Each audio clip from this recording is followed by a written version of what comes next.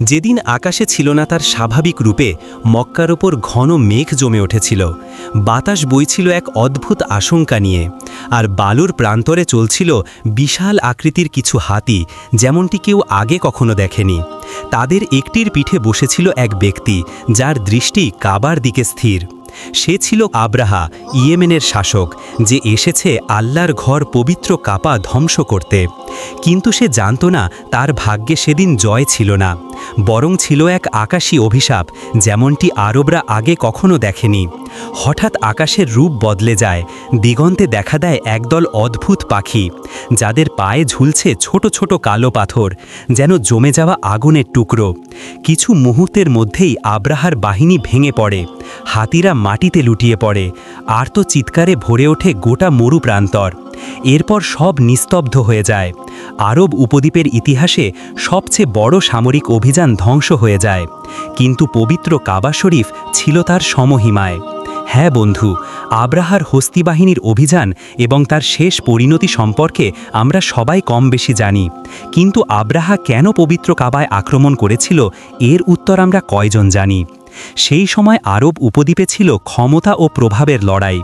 দক্ষিণের প্রান্তে ইয়েমেন ভূমিতে নতুন এক রাজ্য গড়ে উঠেছিল, হাবশিদের পতাকা তলে। তারা মূর্তিপূজক হিমুইয়ার রাজ্যকে পরাজিত করে এই রাজ্যের প্রতিষ্ঠা করেছিল। তখন হাবশি রাজা নাজাশিব ইয়েমেন শাসনের জন্য একজন শাসক পাঠালেন, যার নাম ছিল আব্রাহা আল আশরাম। সে ছিল কঠোর, বুদ্ধিমান এবং রাজনৈতিকভাবে খুবই দক্ষ, কিন্তু নিজের অহংকারে ছিল পাগল প্রায়। প্রশাসনিক কৌশল ও খ্রিস্টান বিশ্বাসকে মিলিয়ে সে নিজের ব্যক্তিগত গৌরব গড়তে চেয়েছিল। কিন্তু আব্রাহা বিস্ময় লক্ষ্য করত কিভাবে আরববাসী ইয়েমেন ও শামের মহৎ গির্জাগুলো ছেড়ে দূর মরুভূমিতে থাকা এক সাধারণ ঘর কাবার দিকে তীর্থযাত্রায় যায়। তারা যেত মক্কার দিকে, এক প্রাচীন পাথরের ঘরকে কেন্দ্র করে অদ্ভুত কিছু উপাসনা করতে, যেই ঘরের না ছিল ছাদ, না ছিল কোনো শোভা বা অলঙ্কার, আর তারা এটিকে কাবা বলে ডাকত। আব্রাহা এই রীতি দেখে দীর্ঘ সময় চিন্তা করল। তার মনে হলো সে যদি এমন কিছু একটা করতে পারে তাহলে ইতিহাসের গতিপথই বদলে দিতে পারবে। তাই সে লোকদেরকে আদেশ দিল ইয়েমেনের রাজধানী সানায় নির্মিত হোক এক বিশাল গির্জা। এটি এমন সুন্দর করে তৈরি করতে হবে যাতে হিজাজ, শ্যাম কিংবা পৃথিবীর কোথাও যাতে না পাওয়া যায়। অতপর নির্দেশ মতো শুরু হলো গির্জার কাজ। সে তাতে ব্যবহার করল মার্বেল, সোনা, রঙিন কাচ এবং চমৎকার মোজাইক পাথর। গির্জার দেয়ালগুলো তুলল আকাশ ছোঁয়া উচ্চতায়, আর তার দরজাগুলো বানালো রূপা দিয়ে। অতপর নির্মাণ সম্পন্ন হলে আব্রাহা গর্বভরে ঘোষণা করল, এটিই হলো আল কুল্লাইস, আমি আরবদেরকে কাবা ছেড়ে এই গির্জায় হজ করতে আনবই। কিন্তু সে বুঝতে পারেনি, যদিও আরবরা তৎকালীন সময় শিরকে লিপ্ত ছিল, তবুও তারা পবিত্র কাবাকে গভীর শ্রদ্ধায় ব্যক্ত, আর এটিকে নবী ইব্রাহিম আলাইহিস সালামের ঐতিহ্য হিসেবে মানত। এদিকে আব্রাহামের এই কুমতলবের কথা আরবদের কাছে পৌঁছে যায়, ফলে তারা বিষয়টা একেবারেই মানতে পারেনি। তারা পূর্বের মতো হজ পালন করতে মক্কায় যাত্রা অব্যাহত রাখতে লাগল।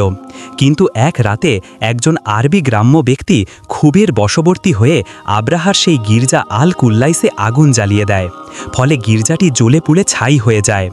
আরেকটি বর্ণনা অনুযায়ী লোকটি সেই গির্জায় প্রবেশ করে সেখানে প্রস্রাব করে দেয়। অতপর এই খবর শুনে আব্রাহা ক্রোধান্বিত হয়ে উঠল, তার চোখ লাল হয়ে জ্বলতে লাগল। তখন সে শপথ করে বলল, যেই ঘরের জন্য আমার গির্জাকে অপমান করা হয়েছে সেই ঘর আমি রাখব না।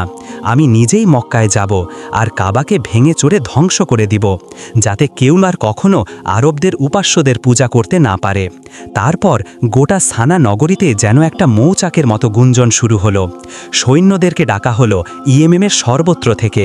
অশ্বারোহীরা প্রস্তুত হলো, অস্ত্র ধার করা হলো, যুদ্ধের সমস্ত উপকরণ উটের পিঠে তোলা হলো। কিন্তু এই বিশাল বাহিনীর সবচেয়ে ভয়ঙ্কর দিক ছিল এক নতুন বস্তু, যা আরব উপদ্বীপ আগে কখনো কেউ দেখেনি। আব্রাহা তার সাথে প্রস্তুত করেছিল এক বিশাল হাতি, যা হাবশি দেশ থেকে আনা হয়েছিল। তার দেহ ছিল বিশাল, দাঁত ছিল লম্বা, সাদা, সূর্যের আলোয় ঝলমলে। তার পদচারণায় মাটি কেঁপে উঠত, আর তার গর্জনে মরুভূমি কাঁপত। আরবরা সেই প্রাণীটিকে দেখে স্তব্ধ হয়ে গেল। তারা বিস্ময়ে বলল, এটা কি? আমাদের জীবনে এমন প্রাণী কখনো দেখিনি। তখন আব্রাহা গর্ব ভরে তার হাতির দিকে তাকিয়েছিল, যেন বলতে চাইছে এর মানেই হলো মক্কার পাথরগুলো এই চলন্ত পর্বতের সামনে টিকবে না। অতপর সানা থেকে সৈন্যবাহিনী উত্তরমুখী হয়ে মক্কার দিকে যাত্রা করল। এমন সুসজ্জিত ও শক্তিশালী সৈন্যবাহিনী আরব উপদ্বীপে আগে কখনো কেউ দেখেনি। হাজার হাজার আফ্রিকান ও আরব সৈন্য, সাজানো হর্ষারোহী, উড়ন্ত পতাকা, ঝলমলে বর্ষা, সকাল বিকেল বাজতে থাকা যুদ্ধের ঢোল, সব কিছুর ওপরে ছিল সেই বিশাল হাতি, যে হাঁটছিল সৈন্যদের অগ্রভাগে। আব্রাহার শক্তি ও ক্ষমতার প্রতীক হয়ে পথে তার আরবের বহু গোত্রের পাশ দিয়ে অগ্রসর হয় এবং অধিকাংশ গোত্র তাদেরকে দেখেই ভয় পালিয়ে যায়। কিছু গোত্র প্রতিরোধের চেষ্টা করেছিল, কিন্তু কেউই টিকতে পারেনি। তখন আব্রাহা স্পষ্ট বার্তা দিয়ে ঘোষণা দিল, আমি তোমাদের সাথে যুদ্ধ করতে আসিনি, আমি এসেছি কাবা ঘর ধ্বংস করতে। আমাকে আমার কাজ করতে দিলে নিরাপদ থাকবে, অন্যথায় নিজেদের প্রাণ হারাবে। এই ঘোষণা গোটা আরবদের মধ্যে ছড়িয়ে পড়ল। ফলে তাদের মধ্যে ফিসফিস শুরু হলো, ইয়েমেন থেকে একজন রাজা আসছে কাবা ধ্বংস করতে? এটা কি সম্ভব? আল্লাহর ঘর কি ধ্বংস করা যায়? কিন্তু কেউই সেই ভয়ঙ্কর বাহিনীর সামনে দাঁড়াতে পারল না, এবং কেউ অনুমানও করতে পারল না শেষ পরিণতি কেমন হবে। অবশেষে আব্রাহার বাহিনী মক্কার নিকটবর্তী স্থানে পৌঁছে গেল। সেখান থেকে তাদের আর কাবা শরীফের মাঝে ছিল মাত্র কয়েক দিনের পথ। আর সেনাবাহিনীর অগ্রদল পৌঁছালো আল মুগাম্মাস নামক স্থানে, যা মক্কার উপকণ্ঠেই অবস্থিত। সেখানে সৈন্যরা চারপাশের গ্রামগুলোতে হামলা শুরু করল। লুটপাট, মানুষদের বন্দি করা এবং ভয়ের আগুন চারদিকে ছড়িয়ে দিল। এক অভিযানে তারা প্রায় 100 উট দখল করে নেয়, যেগুলো মক্কার উপকণ্ঠে চড়ছিল। সেই উটগুলোর মধ্যে ছিল কুরাইশদের নেতা আব্দুল মুত্তালিব ইবনে হাশিমের উট। আসলে আব্দুল মুত্তালিব কোনো সাধারণ মানুষ ছিলেন না, তিনি ছিলেন কুরাইশদের প্রধান, মক্কার সম্মানিত নেতা, যার কথা কেউ অমান্য করত না, যার সম্পদ বা মর্যাদায় কেউ হস্তক্ষেপ করতে সাহস করত না। যখন তিনি শুনলেন তার উট লুট হয়ে গেছে, তখন তিনি চুপচাপ ছিলেন, কোনো রাগ কিংবা ক্ষোভ দেখালেন না, যেমনটা জাহিলি যুগের অন্য নেতারা করত। আরবরা স্তব্ধ হয়ে দাঁড়িয়ে রইল। সবাই আকাশের দিকে চেয়েছিল। বাজারগুলো ফাঁকা, ঘরগুলো নীরব, শিশুরা মায়ের আড়ালে লুটিয়ে আছে, আর পুরুষরা তাদের জিনিসপত্র গুটিয়ে নিচ্ছে, পাহাড়ে পালানোর প্রস্তুতি নিচ্ছে। কিন্তু আব্দুল মুত্তালিব ঠিক করলেন নিজেই আব্রাহার কাছে যাবেন, তবে লড়তে কিংবা হুমকি দিতে নয়, বরং একটি বার্তা পৌঁছে দিতে, যে কুরাইশের মানুষ রাজাদের ভয় পায় না এবং আগ্রাসনের বিরুদ্ধে চুপ করে বসে থাকে না। তিনি সঙ্গে নিয়েছিলেন কুরাইশের সম্মানিত ব্যক্তিদের একটি প্রতিনিধি দল। অতপর তিনি আব্রাহার শিবিরে গেলেন। সৈন্যরা আব্দুল মুত্তালিবের মহিমায় বিমুগ্ধ হয়ে যায়, কারণ তিনি উঁচু দেহের, মর্যাদাশীল চেহারার মানুষ। স্থিরভাবে হেঁটে যাওয়ার ভঙ্গিমা ছিল অনন্য, যেন কোনো ভয়ের ছাপই নেই। আব্রাহা তাকে দেখে মুগ্ধ হল, এমনকি তৎক্ষণাৎ তার সিংহাসন থেকে নেমে এসে সম্মান জানিয়ে তাকে নিজের পাশে বসিয়ে দিল। কিন্তু আসল ব্যাপার ঘটে কথোপকথনে। আব্রাহা হাসিমুখে জিজ্ঞাসা করল, তুমি কে? তখন আব্দুল মুত্তালিব উত্তর দিলেন, আমি আব্দুল মুত্তালিব ইবনে হাশেম, এবং তোমরা যেই উটগুলো ছিনিয়ে নিয়েছ, আমি সেই উটগুলোর পালনকর্তা। আমি আমার উটগুলো ফেরত চাই। এই কথা শুনে আব্রাহা ভ্রু কুঁচকিয়ে ব্যঙ্গ করে বলল, তুমি কি শুধু উটগুলো ফিরিয়ে নেবার জন্য এসেছ? অথচ আমি তো তোমাদের আল্লাহর বাড়ি কাবা ভেঙে দিতে এসেছি, তোমাদের ধর্ম আর সম্মান নাশ করতে এসেছি। তুমি তো কাবা সম্পর্কে আমাকে প্রশ্ন করলে না। তখন আব্দুল মুত্তালিব ইতিহাসবাহী একটি বাক্যে জবাব দিলেন, উটগুলো আমার, তাই আমি তাদের রক্ষা করতে এসেছি, আর পবিত্র কাবা হচ্ছে আল্লাহর ঘর, তাই তিনি তার ঘরের রক্ষা করবেন। এই কথা শুনে খানিকের জন্য নীরবতা ছড়িয়ে পড়ল। আব্রাহা আব্দুল মুত্তালিবের চোখে অবাক নয়নে তাকিয়ে রইল, যেন তা অপচয়যোগ্য কিছু নয়। তারপর ঠাট্টা করে বলল, কেউ আমাকে এই ঘর ধ্বংস করা থেকে রোধ করতে পারবে না, এমনকি তোমার রবও আমাকে থামাতে পারবে না। কিন্তু আব্দুল মুত্তালিবের এর উত্তরে কোনো প্রতিশব্দ দেননি। তিনি কেবল উঠে দাঁড়ালেন, আর বেরিয়ে যাওয়ার আগে আব্রাহার কাছ থেকে প্রতিশ্রুতি নিলেন যে উটগুলো তাকে ফেরত দেওয়া হবে। তারপর তিনি পরিচিত মর্যাদায় সেখান থেকে চলে এলেন। অতপর আব্দুল মুত্তালিব মক্কায় ফিরে গেলেন এবং তিনি কাবার সামনে দাঁড়িয়ে তার পর্দাগুলো আঁকড়ে ধরলেন আর দুহাত আকাশের দিকে তুলে এমন এক দোয়া করলেন যা শুনলে হৃদয় কেঁপে ওঠে। তিনি বললেন, হে আল্লাহ, দাস মানুষ তার ঘরকে রক্ষা করো, তুমি তোমার ঘরকে রক্ষা করো। হে আল্লাহ, ক্রুশের দল আর ক্রুশের উপাসকদের বিরুদ্ধে সাহায্য করো, তোমার শক্তির সামনে তাদের কৌশল যেন সফল না হয়। তারা যদি তোমার ঘর আক্রমণ করতে আসে তবে তুমি নিজেই তাকে রক্ষা করো, যেন কেউ কখনো তোমার ঘরকে জয় করতে না পারে। তারপর তিনি তার জাতির মানুষদের দিকে ফিরে বললেন, তোমরা পাহাড়ের দিকে উঠে যাও, নিশ্চয়ই আল্লাহ নিজেই তার ঘরের হেফাজত করবেন। এইভাবে মক্কা নগরী প্রস্তুত হতে লাগল এক অজানা ভোরের জন্য। পুরো শহর নিস্তব্ধ, অচেনা এক নীরবতা ছড়িয়ে আছে গলিগুলোতে। না আছে বিক্রেতার ডাক, না আছে শিশুদের হাসি, না আছে কাফেলার চলাচল। এই ভুতুরে নীরবতার মাঝে ভেসে আসছিল যুদ্ধের ঢোলের শব্দ, যা প্রতিধ্বনিত হচ্ছিল উপত্যকার এক প্রান্ত আল মুগাম্মাসের দিক থেকে, যেখানে আব্রাহার বাহিনী অবস্থান করছিল। প্রতিটি ঘরের দৃশ্য ছিল হৃদয় বিদারক। নারীরা যা কিছু অবশিষ্ট ছিল তা গুছিয়ে নিচ্ছে, শিশুদের চাদরে জড়িয়ে নিচ্ছে পালানোর প্রস্তুতিতে। পুরুষরা দেয়ালের পাশে নীরবে দাঁড়িয়ে, তাদের হাতে না আছে অস্ত্র, না কোনো পরিকল্পনা। বৃদ্ধরা কাঁদছে, কাবার দেয়ালে হাত রেখে যেন শেষ বিদায় জানাচ্ছে। অতপর রাত ঘনিয়ে আসতেই কাফেলাগুলো মক্কা ছাড়ল। পরিবারগুলো পাহাড়ের গিরিপথে উঠছে, পুরুষদের হাতে ছোট ছোট তলোয়ার। তারা জানে এগুলো কোনো কাজেই আসবে না, তবুও তারা চায় যদি বিপদ নামে তাহলে তারা দাঁড়িয়ে থেকে মরবে। আর কেউ কেউ থেকে গেল পবিত্র কাবার পাশে। তারা যেতে চায়নি, তাদের হৃদয়ে কাবার সঙ্গেই বাধা। আব্দুল মুত্তালিব তাদের মাঝে ঘুরে ঘুরে সান্ত্বনা দিচ্ছিলেন এবং বলছিলেন, তোমরা চিন্তা করো না, এই ঘরের একজন মালিক আছেন, তিনি কখনো পরাজিত হন না। অবশেষে অন্ধকার নেমে আসলো মক্কা নগরীর ওপর। ইতিহাসে প্রথমবারের মতো মক্কা শহরের ঘরগুলোতে কোনো প্রদীপ জ্বলেনি, না শোনা গেল কোনো কবিত কণ্ঠ, না শোনা গেল কোনো ব্যবসায়ীর দর কষাকষি। সবাই নীরব, সবাই অপেক্ষায়। পাহাড়ের চূড়ায় মানুষ সারি বেঁধে দাঁড়িয়ে আছে, তাদের চোখ স্থির আব্রাহার সৈন্য শিবিরের দিকে। দূর থেকে দেখা যাচ্ছে যুদ্ধের আগুন জ্বলছে, আর সেই আগুনের আড়ালে ধীরে ধীরে নড়ছে সেই বিশাল হাতির ছায়া। সৈন্যদের কণ্ঠ প্রতিধ্বনিত হচ্ছিল সমুদ্রের গর্জনের মতো। তখন এক শিশু জিজ্ঞেস করল, আব্বা, তারা কি কাবা ধ্বংস করে ফেলবে বাবা? তখন কোনো উত্তর দিল না, শুধু তাকে বুকে টেনে নিয়ে বলল, ঘুমাও বেটা, এই ঘরের এক প্রভু আছেন যিনি কখনো ঘুমান না। এদিকে কাবার পাশে একা দাঁড়িয়েছিলেন আব্দুল মুত্তালিব। চারিপাশে কোনো আলো নেই, শুধু চাঁদের মৃদু আলো আর তার নিঃশব্দ কান্নার শব্দ। তিনি হাত তুলে আকাশের দিকে তাকিয়ে বললেন, হে আল্লাহ, তুমি তো সব দেখছ যা আমরা দেখছি। এই ঘর তোমারই ঘর, আমরা এর প্রকৃত মালিক নই, আমরা শুধুমাত্র এর সেবক। যদি তুমি এই বাহিনীকে আমাদের ওপর পাঠিয়ে থাকো তাহলে আমরা তা প্রতিহত করতে অক্ষম, কিন্তু যদি তাদের উদ্দেশ্য খারাপ হয় তাহলে তুমি ভালোই জানো, আর সক্ষমও তুমি একাই। হে সেই প্রভু যাকে কেউ পরাজিত করতে পারে না, তুমি তোমার ঘর রক্ষা করো যেভাবে তুমি চাও। আব্দুল মুত্তালিবের এই কথায় যেন কেঁপে উঠল কাবার দেয়ালগুলো। তারপর তিনি কাবার দরজার সামনে দীর্ঘ সময় সেজদায় রইলেন। অবশেষে মাথা তুলে আকাশের দিকে তাকালেন, তারপর ঘুরে দাঁড়িয়ে চলে গেলেন পাহাড়ের পথে। পেছনে রেখে গেল ঘরটিকে তার প্রকৃত রক্ষিতের তত্ত্বাবধানে। সেদিন মক্কার ভোরটা ছিল ভিন্ন। সকালের ঠান্ডা বাতাসে মিশেছিল অজানা এক উৎসাহ, এক ভয়। এদিকে উপত্যকার নিচে আব্রাহার বাহিনী মক্কার প্রান্তে সারি বেঁধে দাঁড়িয়ে। পেছনে যুদ্ধের গাড়িগুলো, আর সারির মাঝখানে স্থির দাঁড়িয়ে আছে সেই বিশাল হাতি। আব্রাহা উচ্চস্বরে বলল, আজকের দিন হবে আরবদের ইতিহাসে এক দাগ। আজ আমরা মূর্তি পূজার ঘর ধ্বংস করব এবং তার স্থানে গড়ব এমন এক গৌরব যা কখনো মুছে যাবে না।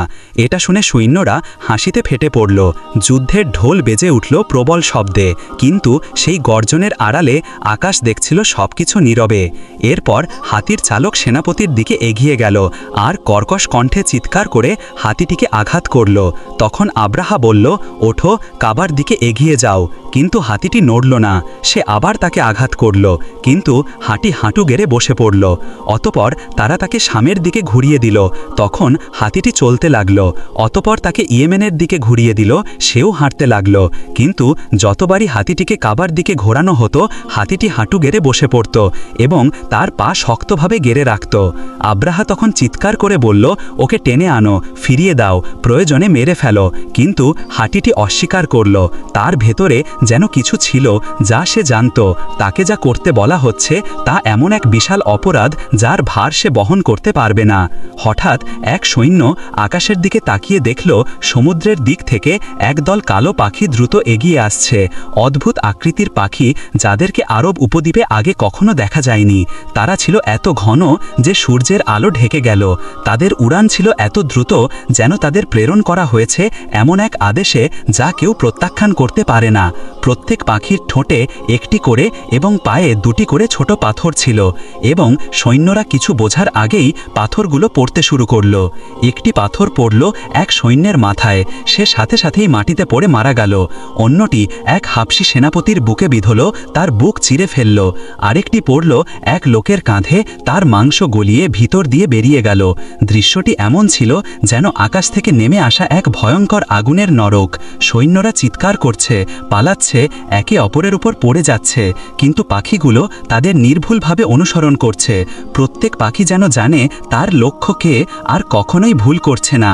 মক্কার এক প্রত্যক্ষদর্শী বলেছিলেন, আমি দেখেছি এক সৈন্য আঘাত পেয়ে এক মুহূর্ত দাঁড়িয়ে থাকল, তারপর পড়ে গেল, আর যেখানে পাথরটি লেগেছিল সেই স্থানটি দগ্ধ হয়ে কয়লার মতো কালো হয়ে গিয়েছিল, যেন ভিতর থেকে আগুন তাকে খেয়ে ফেলেছে। এইভাবে পুরো বাহিনী উড়ে যাওয়া ধুলোর মতো ছড়িয়ে গেল। কেউ পালালো পূর্ব দিকে, কেউ আশ্রয় নিল পাহাড়ে, আর কেউ উপত্যকায় পড়ে রইল অপরিচিত দগ্ধ লাশে পরিণত হয়ে। আর হাতিটিও উপত্যকার এক পাশে পড়ে গেল। এরপর আর কখনো নড়ল না। পাথরগুলো তার শরীরে লাগেনি, তবুও তার প্রাণ যেন তখনই আত্মসমর্পণ করেছিল যেই মুহূর্তে আল্লাহর পক্ষ থেকে আদেশ এসেছিল, কাবার দিকে এগিও না। অতপর আব্রাহা পারও চেষ্টা করেছিল, কিন্তু একটি পাথর এসে তাকে আঘাত করল, ফলে তার দেহের মাংস টুকরো টুকরো হয়ে ঝরে পড়তে লাগল। যখনই লোকেরা তাকে তুলত, তার দেহের অংশগুলো ঝরে পড়ত মাটিতে। এদিকে আব্দুল মোত্তালিব পাহাড় থেকে নেমে এলেন এবং কাবার দিকে তাকালেন। ঘরটি আগের মতোই অটল দাঁড়িয়ে আছে, একটিও আঁচড় লাগেনি তাতে। আকাশ আবার পরিষ্কার হয়ে গেছে, যেন কিছুক্ষণ আগে সেখানে কিছুই হয়নি। আব্দুল মোত্তালিব হাঁটু গেড়ে আল্লাহর সামনে দীর্ঘ সময় সেজদা করলেন, আর মক্কার লোকেরা একে একে ফিরে আসতে লাগলো। কেউ কাঁদছে, কেউ হাসছে, কেউ ফিসফিস করছে, কেউ উচ্চস্বরে বলছে, একটি অলৌকিক ঘটনা ঘটেছে, এমন এক মুজিজা যা যুগে যুগে মানুষ স্মরণ করবে। যখন অব্রহার পুরো বাহিনী ধ্বংস হয়ে গেল, তার অনুগামীরা তাকে একটা খাটিয়ায় তুলে নিয়ে গেল। সে আর দাঁড়াতে পারছিল না, বলার মতো শক্তিও ছিল না তার।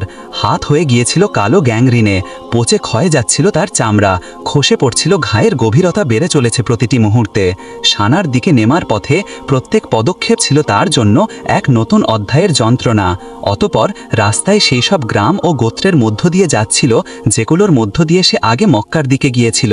তখন মানুষজন বেরিয়ে আসতো দেখতে, এই কি সেই অব্রহা যে পুরো আরবকে ভয় পাইয়ে দিয়েছিল?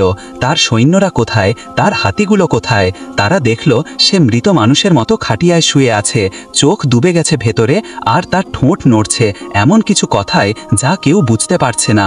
অতপর আব্রাহাম মৃত্যুর আগ পর্যন্ত সাহায্যের জন্য আর্তনাদ করেছিল, কিন্তু তার আহ্বানে কোনো সাড়া মেলেনি। দীর্ঘ লজ্জাজনক এই যাত্রার পর আব্রাহা অবশেষে সানায় ফিরে এলো, কিন্তু সে যেমন গিয়েছিল তেমনভাবে নয়। সে গিয়েছিল অহংকারী সেনাপতি হিসেবে, আর ফিরল এক ভাঙাচোরা দেহ আর পরাজিত সত্তা নিয়ে। প্রতিদিন তার শরীর আরও পচে যাচ্ছিল, মৃত্যুর দুর্গন্ধ ছড়িয়ে পড়েছিল চারিপাশে। তার দাসীদের মুখ ভাব ভয় ও ঘৃণায়। অবশেষে এক অন্ধকার রাতে শেষ নিঃশ্বাস ত্যাগ করল। তখন তাকে তড়িঘড়ি করে দাফন করা হলো। না ছিল কোনো জানাজা, না ছিল কোনো শোক যাত্রা। এইভাবেই মারা গেল আব্রাহা। তার সাথে মরল তার অহংকার, মরল তার সৈন্যবাহিনীও, কিন্তু কাবা রয়ে গেল আগের মতোই, আল্লাহর হেফাজতে নিরাপদ ও অক্ষত। অতপর সেই দিন থেকে আরববাসী এই কাহিনী প্রজন্ম থেকে প্রজন্মে বর্ণনা করে আসছে। এটি ছিল এক মহানিদর্শন।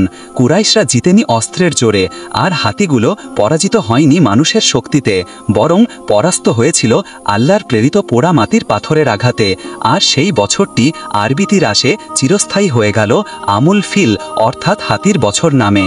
যেসব শিশু সেই বছর জন্ম নিয়েছিল তাদের সম্পর্কে বলা হতো সে হাতির বছর জন্মেছে। আর সেই শিশুদের একজন ছিলেন সর্বকালের শ্রেষ্ঠ মহামানব হজরত মোহাম্মদ ইবনে আবদুল্লাহ, যিনি পরবর্তীতে পৃথিবীর চেহারা বদলে দিয়েছিলেন। যেন আল্লাহ তৎকালীন বিশ্বকে বলছিলেন, আজ আমি আমার ঘরকে রক্ষা করছি, আর কাল আমি তার অধিবাসীদের মধ্য থেকে একজনকে পাঠাবো যিনি মানুষের হৃদয় পরিশুদ্ধ করবেন এবং আত্মাকে পবিত্র করবেন। প্রিয় বন্ধুরা, যদি ভিডিওটি আপনাদের ভালো লাগে তাহলে লাইক, সাবস্ক্রাইব এবং নোটিফিকেশন বেল অন করতে ভুলবেন না। আপনাদের অংশগ্রহণ আমাদের জন্য অনেক গুরুত্বপূর্ণ। এটি আমাদেরকে আরও মূল্যবান ও অর্থপূর্ণ কন্টেন্ট তৈরি করতে সাহায্য করে। ধন্যবাদ আপনাদের সবাইকে। আল্লাহর রহমতে সবাই ভালো থাকুন, সুস্থ থাকুন। আল্লাহ হাফেজ।